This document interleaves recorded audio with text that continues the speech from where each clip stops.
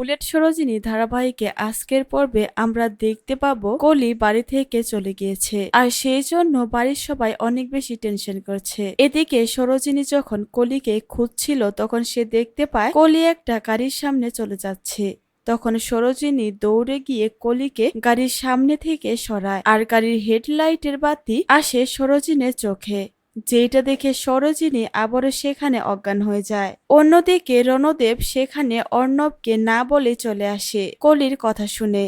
এরপর রণদেব দেখতে পায় কলি সেখানে পড়ে আছে। রণদেব আশেপাশে তাকায় না, ওখানে যে সরোজিনী পড়ে আছে সেটাও রণদেব দেখে না। সেখান থেকে কলিকে বাড়িতে নিয়ে যায়। বাড়ির সবাই কলিকে দেখে অনেক বেশি অবাক হয়ে যায়। কলি এভাবে বাড়ি থেকে বের হয়ে যাবে এটা কেউ মেনে নিতে পারেনি।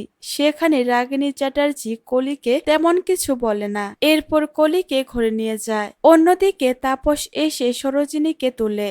সরোজিনীকে বলে, তুই আবারও ব্ল্যাক আউট হয়ে গিয়েছিলিস? সরোজিনী বলে, না, আমি এবার ঠিক আছি, আমাকে নিয়ে ভাবিস না, আমাদেরকে রাগিনী চ্যাটার্জির ইন্টারভিউটা নিতে হবে। তখন তাপস বলে, তুই স্যারকে মিথ্যা বলে দিবি, কিছু একটা বানিয়ে বলে দিবি, তোকে আর এখানে ঢুকতে হবে না। কিন্তু সেখানে সরোজিনী ভাবে তার মা বাবার হত্যার ঘটনাটা কি হয়েছিল সেটা থেকে উদ্ঘাটন করতে হবে। তাই সরোজিনী রাগিনী চ্যাটার্জির ইন্টারভিউ দিতে যায়। রাগিনী চ্যাটার্জি তখন সরোজিনীকে অপমান করে। সরোজিনীকে বলে, এত রাতে তুমি এখানে কেন এসেছ? আর তখনই রাগিনী চ্যাটার্জি ভাবতে থাকে, আমার তো এরকম করা উচিত হয়নি, আমি কেন এখন আমাকে ঠিক রাখতে পারি না। এরপরে সরোজিনীকে সরি বলে রাগিনী চ্যাটার্জি। রাগিনী চ্যাটার্জি বলে, আমি কালকে ইন্টারভিউ দিব।